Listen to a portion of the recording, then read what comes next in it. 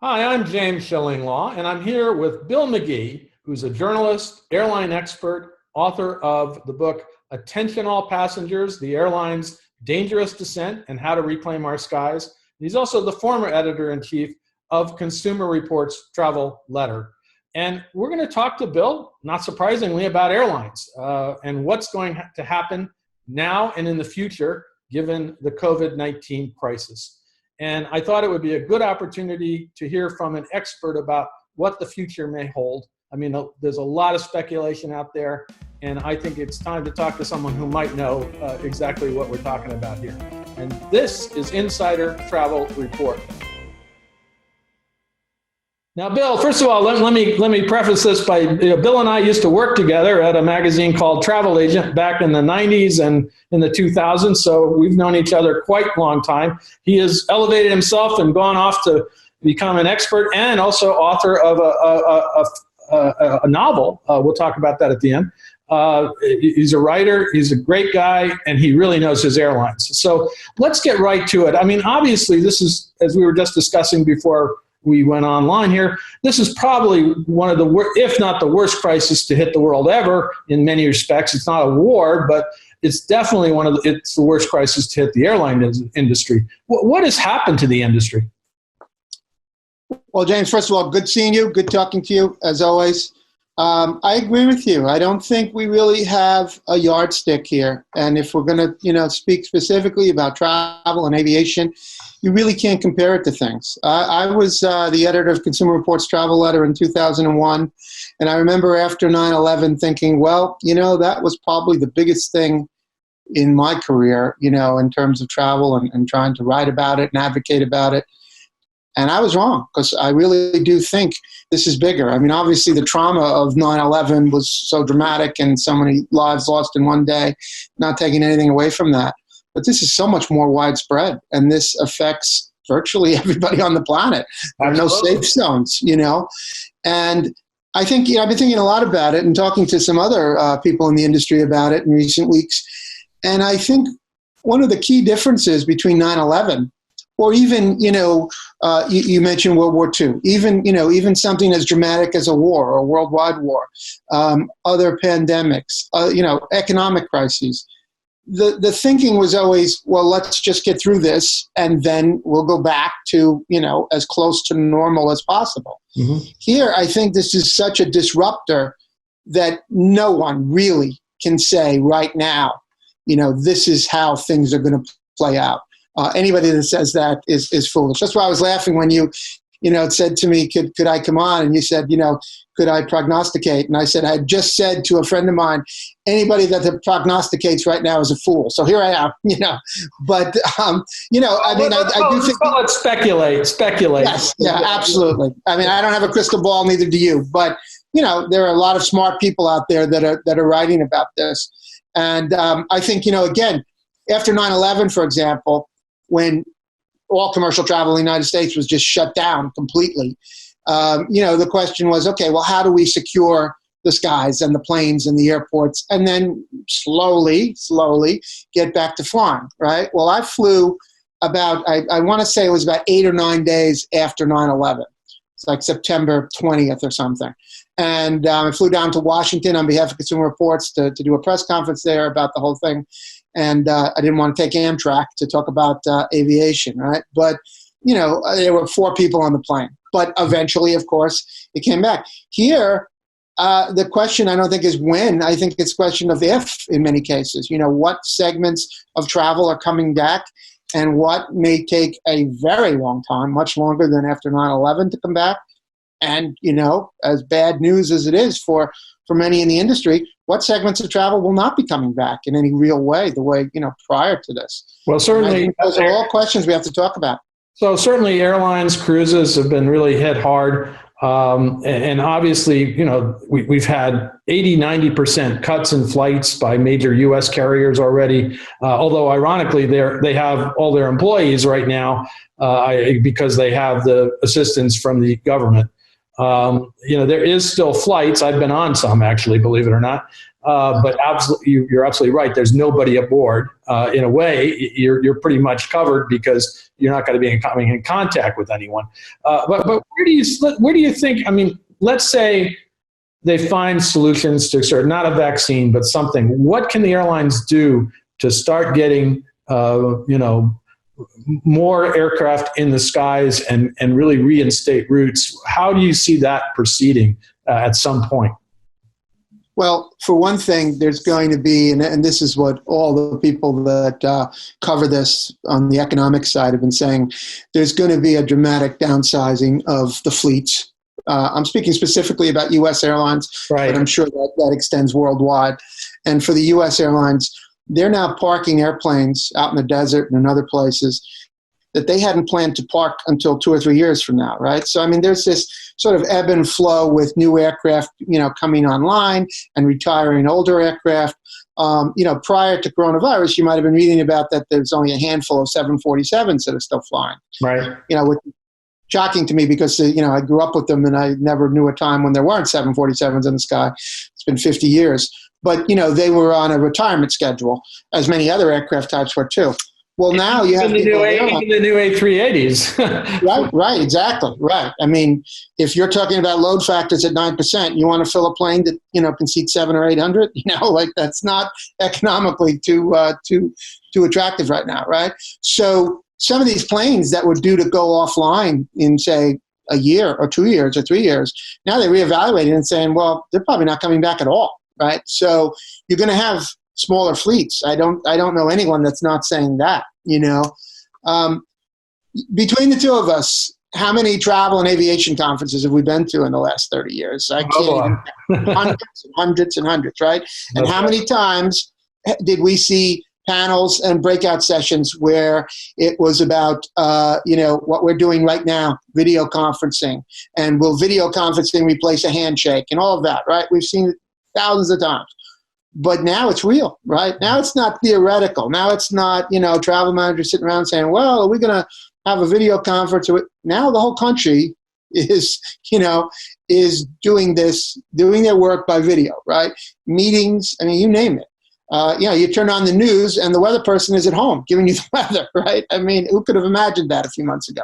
So that's real, right? And that affects costs, right? So if you're the CEO of a company that's hurting right now, and now it's not theoretical. Now it's not you're at a conference and somebody's talking about it. Now it's happening, and you're seeing, well, our travel budget just, plummeted. I mean, that's a real factor that, people are going to have to think about. How much travel will not be coming back regardless of the health situation? Even if overnight coronavirus was wiped out, it's like, well, do we want to travel as much? Well, the thing is, and as you know, the airlines business was really built around business travel, and the question for a lot of travel agencies and who are watching us, a lot of the travel advisors who sell leisure travel, they need those flights to get their guests, to get their clients to a destination.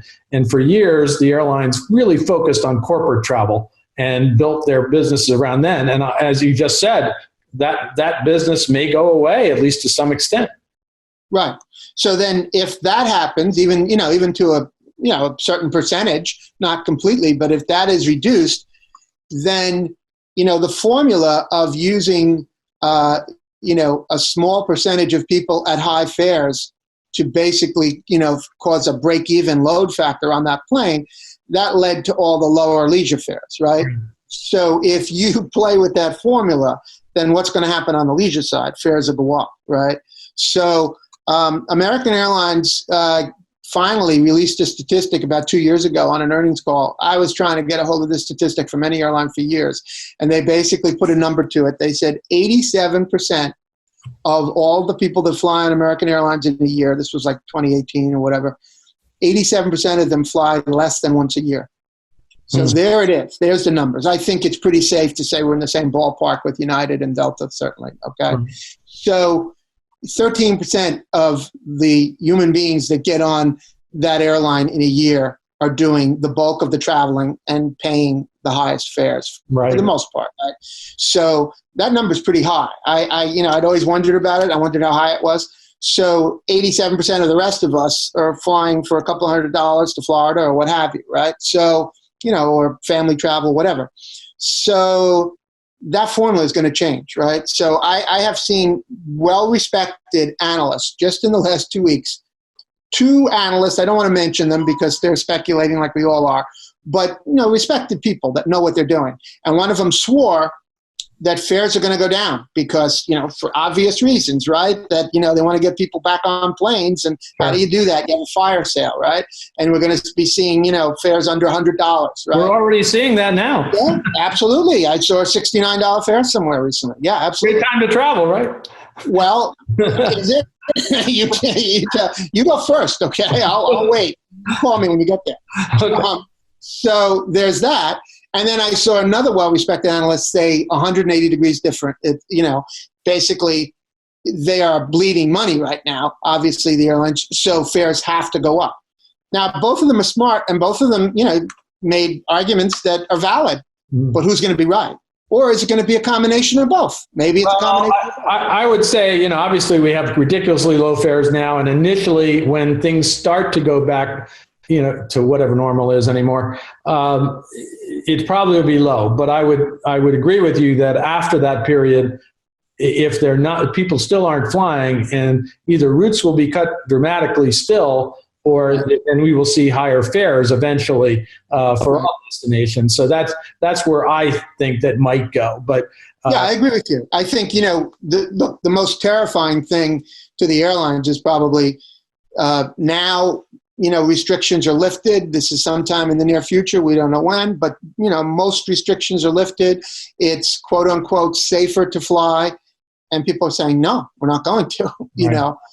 That's a scenario that's very likely, and no one, I think, can guess right now what those numbers are, how many people are, and so in the work I'm doing at Consumer Reports, I'm not wearing that hat today. I'm speaking, these are my own opinions, but we've been heavily involved since this whole crisis started with fighting for refunds, right? So the airlines are basically holding on to money and giving vouchers. Well, our position is, well, first of all, obviously a lot of Americans are out of work and they're hurting and they need that money for groceries and rent and whatnot. But our position also is a lot of people don't want a voucher because they were going to a graduation or a wedding or a conference or whatever, a convention. And guess what? It's not happening. It's not being postponed until December, until next May. It ain't happening. So they'd like their money back. Thank you.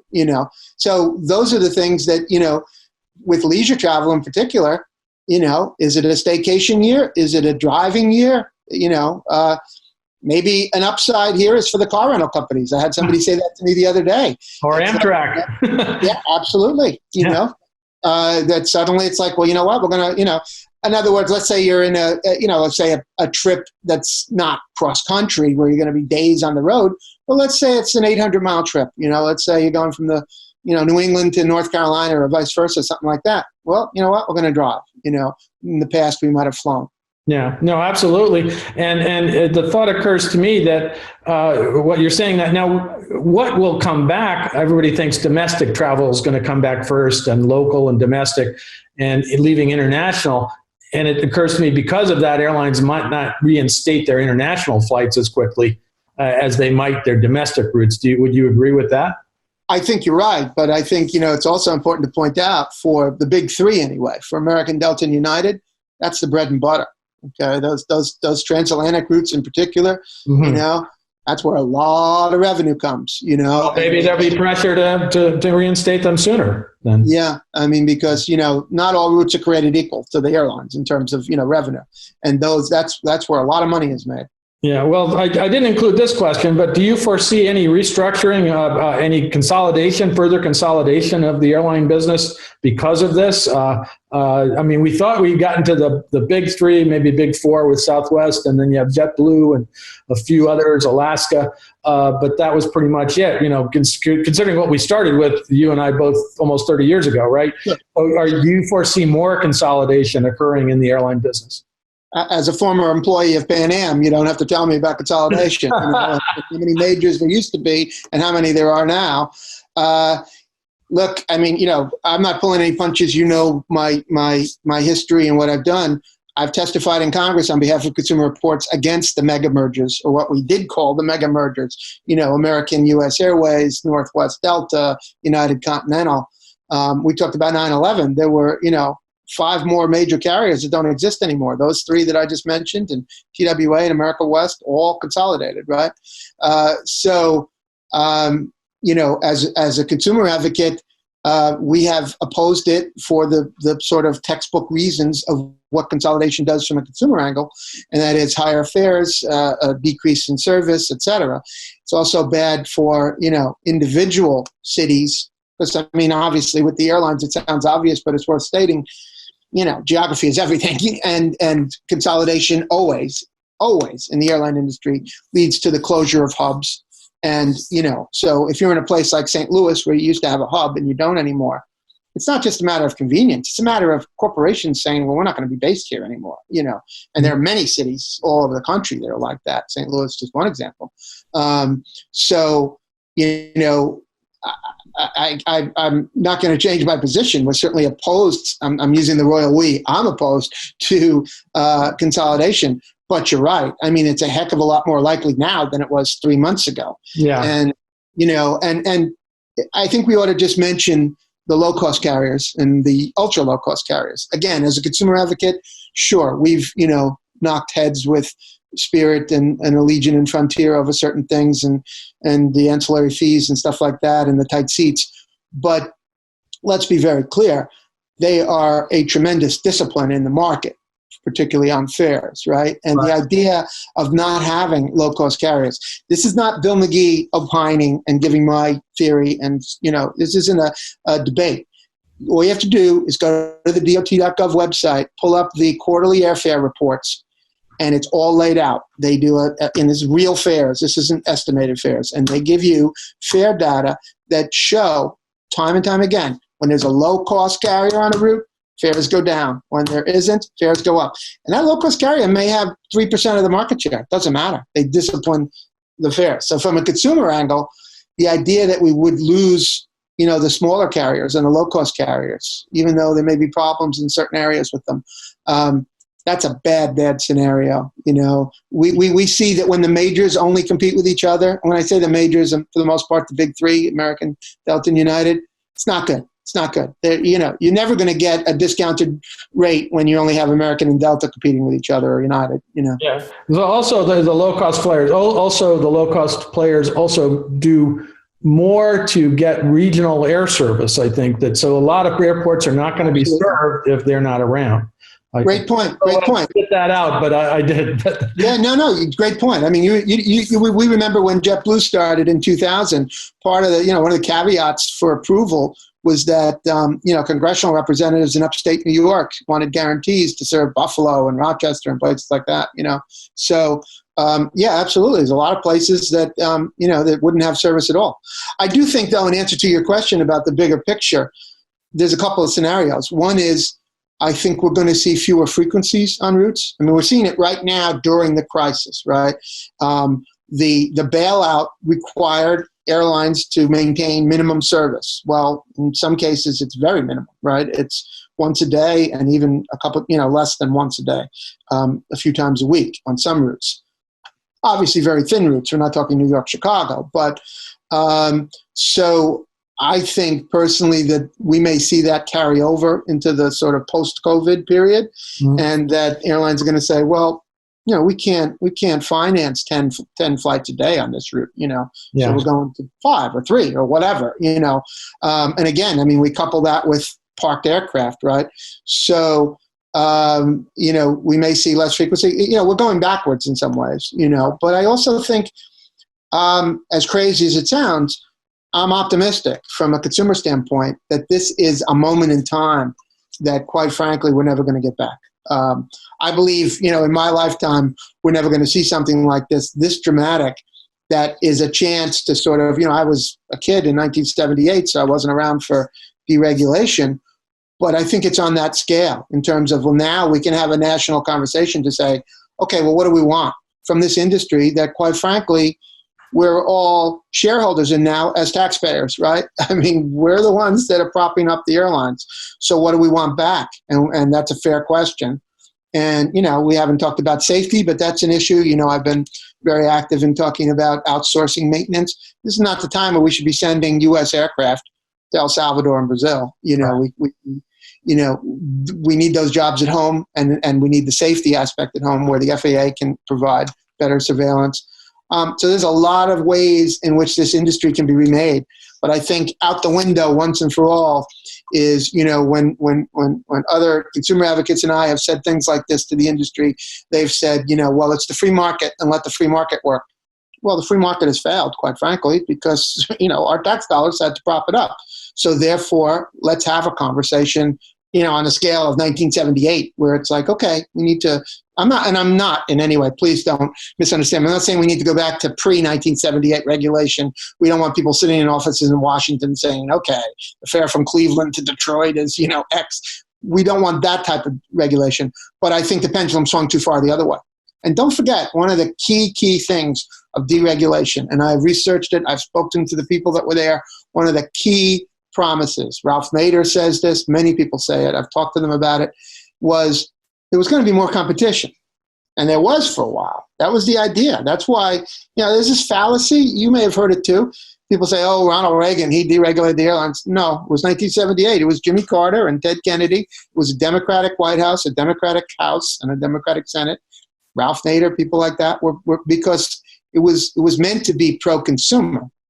And the idea was we're going to have a lot more competition. Well, we did for a while in the 80s, all the new entrants popping up, but not now.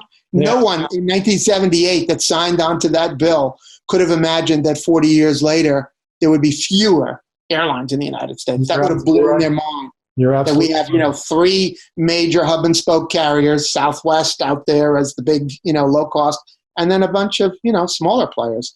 No one could have foreseen that. So this is the time, I think, to sort of rethink the industry. I think that's one silver lining out of all this, uncertainty. Now, Bill, we're almost running out of time, and I got so many more questions. What I'd like to do is, if you can hang on, we're going to do another segment quickly about the onboard experience. And so you'll see, you out there will see this segment the day after. But I wanted to thank you for taking the time to talk about the airlines, and we're going to talk to you again about the onboard experience in our next segment. I'm James Shillinglaw, and this is Insider Travel Report.